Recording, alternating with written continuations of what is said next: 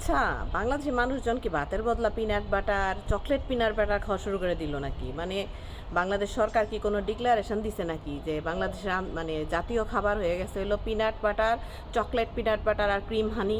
High রে ভাই, ইউটিউবটাতে ঢুকন যায় না।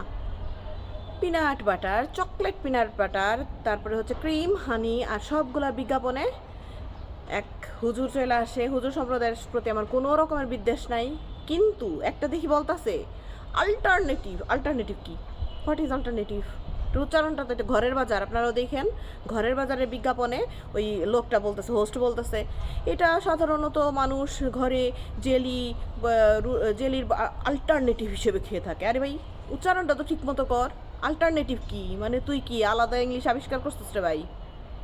হ্যাঁ, তুই তো আমাকে মাদ্রাসা শিক্ষার কারে মেরে দিবি রে ভাই। সঠিকভাবে Sheikh. It will be alternative, not alternative. ভালো করে শিখা হিসাব বিজ্ঞাপন কর। আরেকটা আছে চকলেট পিনাট বাটার। আরে কয়ের উপরে এত জোর দেওয়ার তোর কি হয়েছে? বুঝলাম না, সমস্যাটা কি অগো নাকি আমার মাস্টারির? মানে মাস্টার তো, তাই সবার উচ্চারণে ভুল ধরতে আসছে নাকি? ভাই আপনারাই জানেন।